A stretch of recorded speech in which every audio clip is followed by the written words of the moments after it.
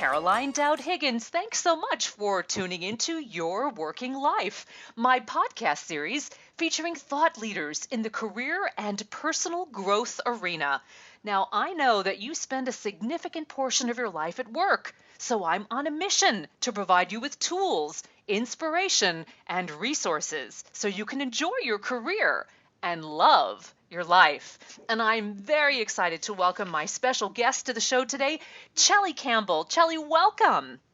Thank you so much. It's delightful to be here today. I'm eager to dive into a juicy conversation, and I want to tell our listening audience a little bit more about you. Chellie, you are the creator of the popular financial stress reduction workshops, and now you teach that as an 8-week telecourse, and it's attended by people all over the world. And you've written many books, but today we're going to zero in on From Worry to Wealthy, A Woman's Guide to Financial Success Without the Stress.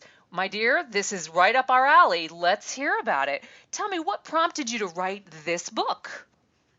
Well, I had written 2 other financial books and they were well received. But in the work that I do with coaching women around finances, I just saw so many specific issues that they were carrying with them that were getting in the way of them making the most money. So I wanted to specifically address those concerns and help women everywhere just enjoy their money, have a lot more of it, and do the work they love with passion and joy. Thank you for giving our listeners and frankly, women everywhere permission to enjoy their money. I think women have very unique gender-based issues surrounding money, right? And I'm just so pleased that you are championing this cause for women, because we should enjoy it. We work really hard and we deserve to reap the benefits of our hard work. It was so amazing when I was writing this book how many pieces of information came through to me right on time. Like I would read the LA Times, and here's an article about a study that an insurance group had done about the attitudes women had towards money. Yeah. And 49% of American women are terrified of becoming a bag lady. Wow. Yeah. Is there, and what else did that study reveal? I mean, is there a reason why? Is it job security? Is it just that they're not managing their finances? It's not about managing them. A lot of people are the major breadwinner. A Yeah. lot of women are. And they still have this push-pull issue. They love it, they hate it Yeah. with money. Because the reason is what they found in the study was that 42% of women felt that they wouldn't be liked if they made a lot of money. Wow. Now And that that's they, fascinating.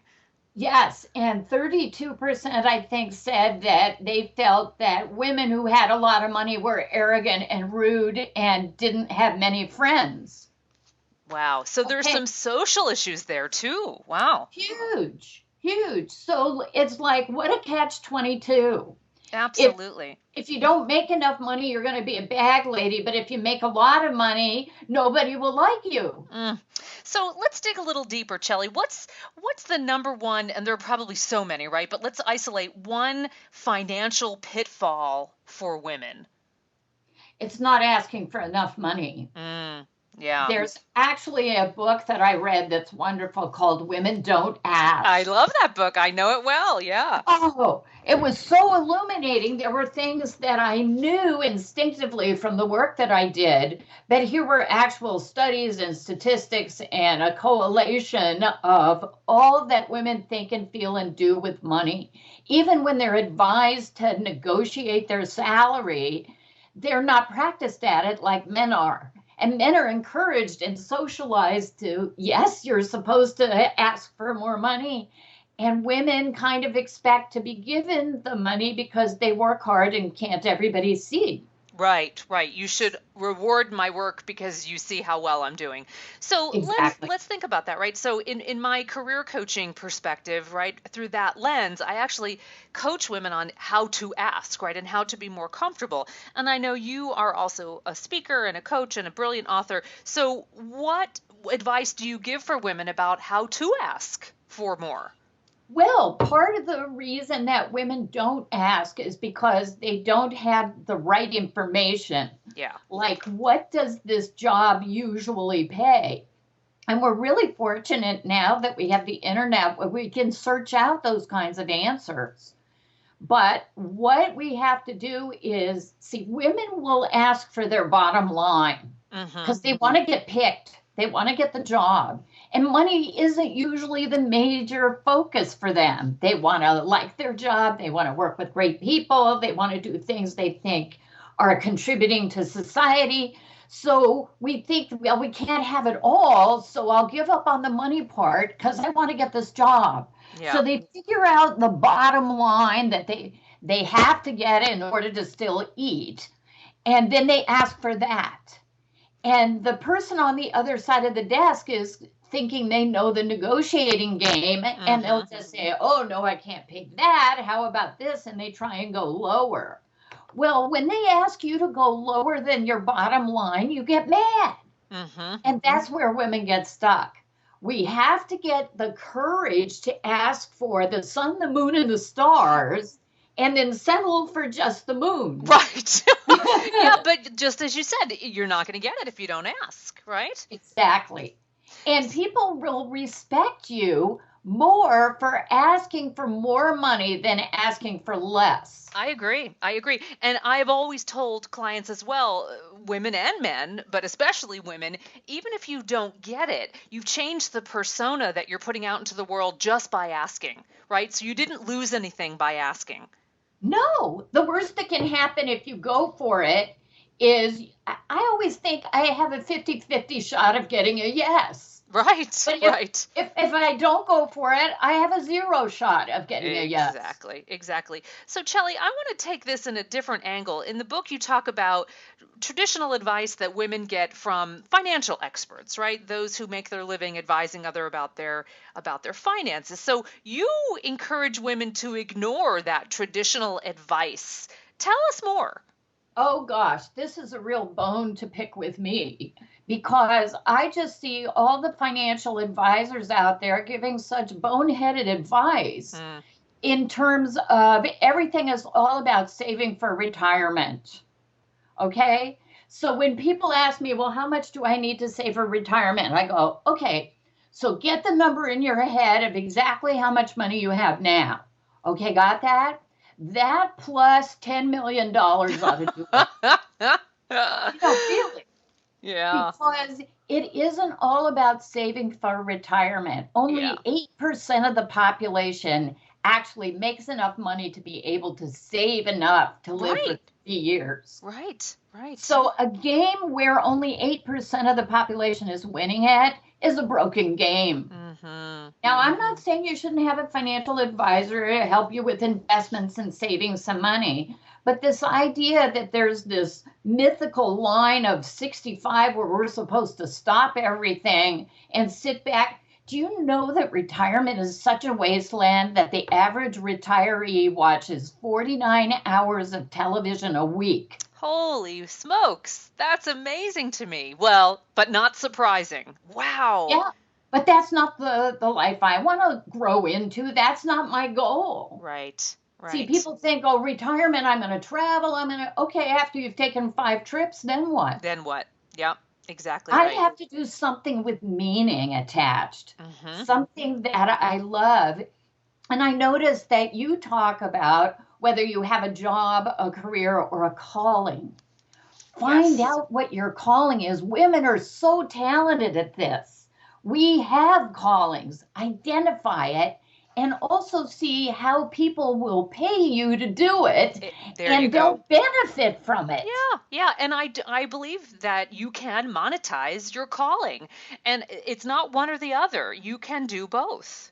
Yes, you can, and you should monetize your calling. And I'll tell you why. When I give away my advice for free, people hear it and they're amused at the jokes and whatever, but they don't do the work. Yeah. And just knowledge without works is dead, okay? Mm-hmm. You've got to actually put these things into practice. So when people pay me, They go, uh-oh, I've paid a lot of money for this information, so I better do what she tells me and see if it works. Wow. And Wow. then it does work, and then they're happy, and we're both delighted. Exactly, exactly. So, Chellie, in the book, you talk about how women should have three budgets. Tell me more. Yes.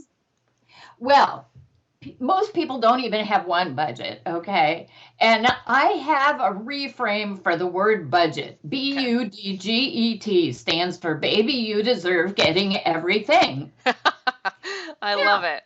Yeah, maybe not all today. So we have to make a plan. So the first budget you have is the budget that's reality based. That's the one that's today. How much money is really coming in and what are you spending it on? That's medium budget.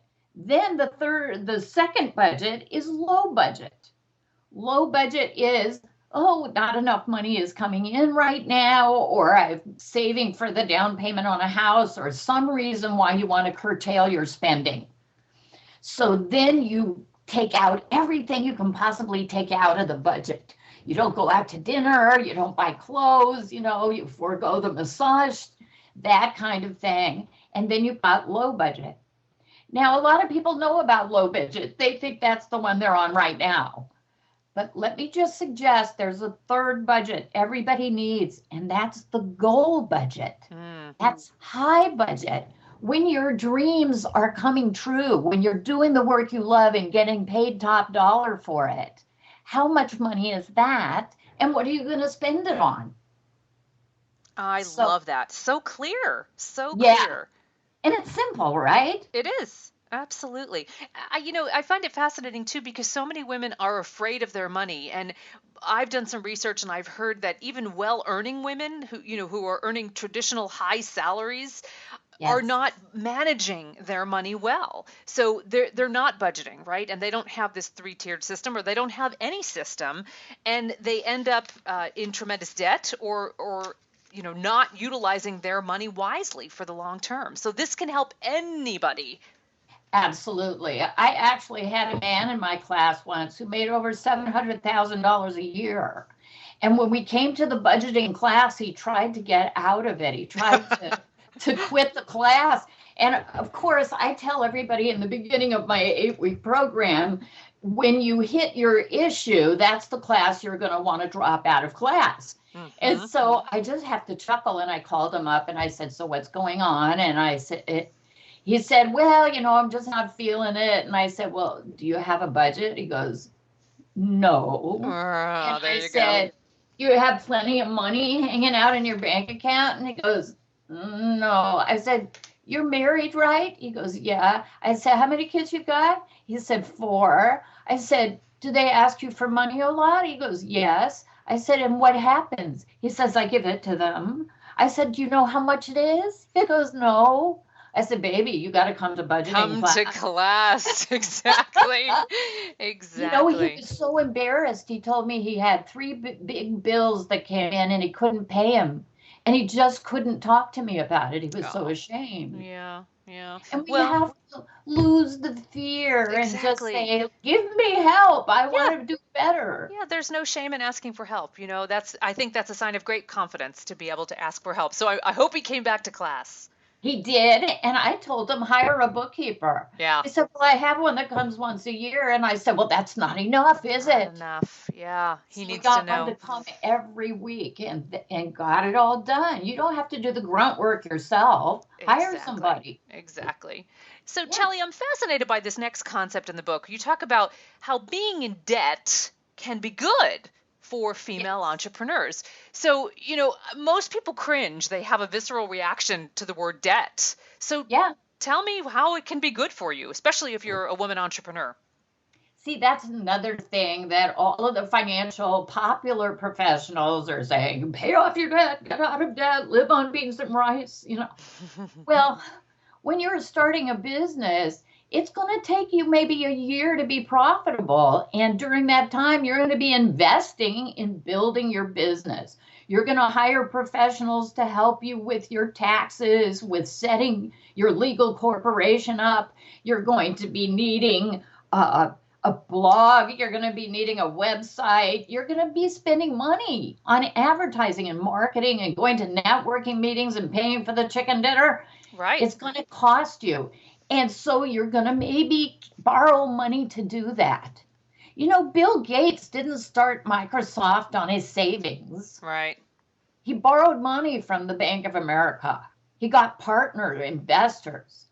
But women feel very insecure about being on the hook for big money.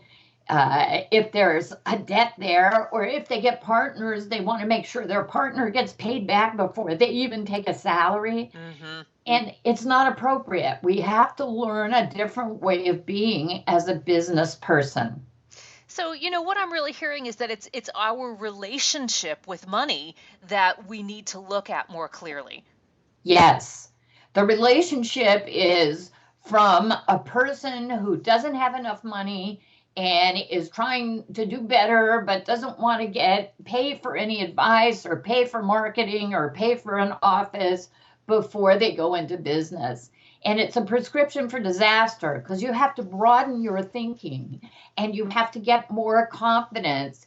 And one of the things is, I think women have to get used to the idea of failure and rejection, that they're not bad and they don't mean you were wrong. It's healthy to make mistakes and learn from them. You can always recover. Oh, I love that you said that. I feel so strongly in failing forward, and I advise the folks that I coach and that I speak to, anybody that will listen, we need to fail forward, fast, and often. It's not a badge of shame, right? It should be a badge of honor that we're trying and that we're in the game.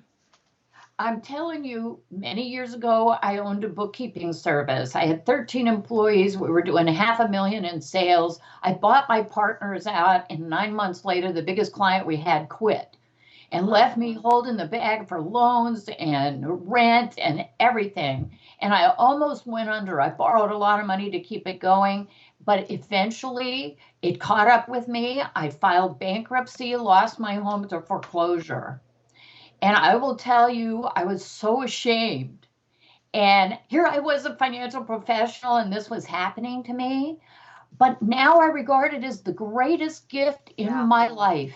It gave me compassion for others and an understanding that what I teach works because I worked that program myself. You lived it. Yeah. Yes.